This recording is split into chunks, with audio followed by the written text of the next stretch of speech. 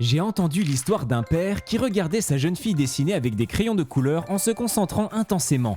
Il lui demanda « Chérie, qu'est-ce que tu dessines ?»« Dieu », répondit-elle. « Oh ma chérie, personne ne sait à quoi ressemble Dieu. »« Ils le sauront dans 1 minute !» dit sa fille sans lever les yeux.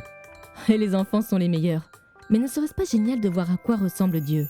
C'est ce que j'aime chez Dieu. Dieu nous montre à quoi il ressemble à travers son Fils Jésus-Christ. La principale question que se posent de nombreuses personnes à propos de Jésus est de savoir s'il n'est qu'un homme ou s'il est réellement Dieu. Certains pensent qu'il n'était peut-être qu'un professeur inspirant, comme n'importe quel autre leader religieux ou politique du passé. Prenons l'exemple de Jésus. Aucun autre personnage historique n'a eu autant d'impact sur notre monde et notre culture que Jésus. L'art, la littérature, la musique, la philosophie, notre système juridique ont tous été façonnés par la réalité historique de Jésus. Chaque fois que l'on écrit la date, l'année de sa naissance divise le temps. La Bible reste l'un des livres les plus publiés de tous les temps.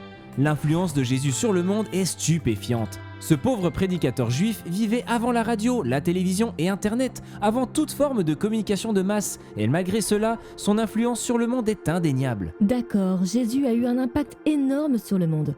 Mais qui est-il vraiment ? Jésus est au centre de l'histoire et, 2000 ans plus tard, il continue d'intriguer le monde. Qu'avez-vous entendu dire à propos de Jésus ? Que c'est un bon gars ? Un prophète ? Un professeur ? Dieu ? Indépendamment de ce que les autres disent de Jésus, allez directement à la source. Qu'est-ce que Jésus a dit à propos de lui-même ?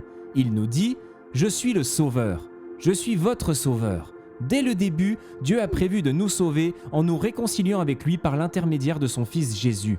Le catéchisme de l'Église catholique nous donne 4 raisons très claires de l'incarnation. L'incarnation, qu'est-ce que c'est ? L'incarnation désigne le fait que Dieu s'est fait chair, qu'il est devenu l'un de nous en Jésus-Christ. Il est né de la Vierge Marie par la puissance du Saint-Esprit. Mais Jésus est à la fois vrai Dieu et vrai homme.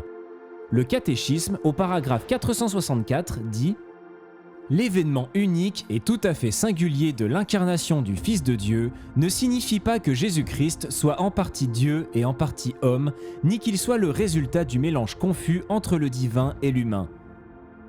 Il s'est fait vraiment homme en restant vraiment Dieu.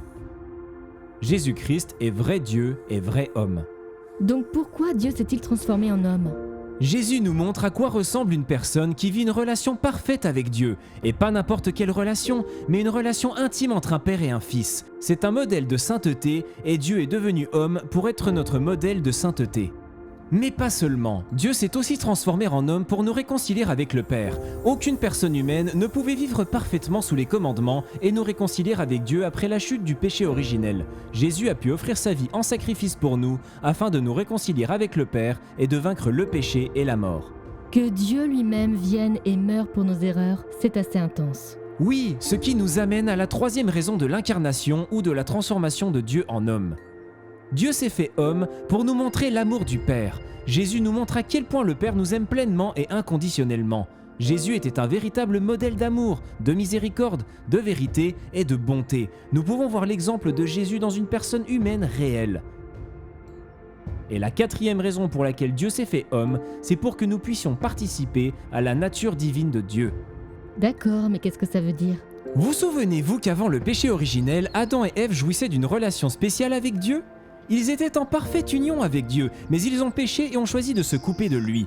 Jésus nous offre un moyen de nous réconcilier avec le Père, ce qui signifie aussi que nous pouvons commencer à vivre cette union avec Dieu ici sur terre. Nous sommes également destinés à la vivre pleinement au ciel. Ainsi, grâce au sacrifice de Jésus, au sacrement de l'Église et à la grâce qui en découle, nous pouvons faire l'expérience de la vie divine de Dieu en nous. Jésus a vraiment accompli beaucoup de choses pendant son séjour sur terre. De plus, il n'a exercé au ministère public que pendant 3 ans. Si nous étudions vraiment les évangiles et la personne de Jésus-Christ, nous constatons qu'il ne ressemblait à aucun autre homme ayant jamais vécu. Il enseignait avec une autorité différente parce qu'il était Dieu lui-même. Il était bon, vraiment bon, le genre de personne qui attirait des gens de toutes sortes de milieux et de styles de vie. Tout le monde voulait l'approcher. Il parlait du péché, mais aussi de l'amour et de la miséricorde d'une manière inédite. Et il a parlé de Dieu d'une manière familière qui semble également impossible. Jésus ne ressemblait à aucun autre homme qui ait jamais vécu ou qui vivra. Il a fait tout cela et a également prétendu être Dieu, ce qui est une chose folle à proclamer. Mais il était si bon et a vécu une vie si pure qu'il est difficile d'ignorer le témoignage de sa vie. Il a mené une vie si remarquable qu'il est mort sur une croix pour ses enseignements. Oui, Jésus n'a jamais faibli dans son obéissance au Père. Jésus a souffert et est mort pour nous, donnant sa vie pour toi, moi et tous les autres, afin que nous puissions être réconciliés avec le Père. Grâce à Jésus, nous pouvons devenir des fils et des filles adoptifs de Dieu. Jésus est ressuscité d'entre les morts, préfigurant la promesse de Dieu de nous ressusciter au dernier jour. Tout cela s'est passé il y a des centaines d'années. Même si je crois que Jésus est Dieu, qu'il est le Fils de Dieu et le Seigneur, quelle différence cela fait-il pour moi aujourd'hui ? Jésus accomplit le plan d'amour et de bonté de Dieu pour nous. Le Père et le Fils ont envoyé le Saint-Esprit et nous ont donné l'Église et les sacrements pour que nous puissions entrer dans cette relation avec Dieu. Nous sommes appelés à croire et à faire confiance à Jésus, le Dieu vivant. Grâce à Jésus, nous pouvons voir l'invisible Dieu lui-même. Nous sommes appelés à avoir une relation personnelle avec Jésus et à grandir dans notre amitié avec lui parce qu'il nous enseigne ce qu'est le Père et comment vivre en relation avec lui. Jésus-Christ ne ressemble à aucun autre homme qui ait jamais vécu et parce qu'il est à la fois vrai Dieu et vrai homme, il peut nous aider à avoir une vie qui ne ressemble à aucune autre que nous pourrions vivre.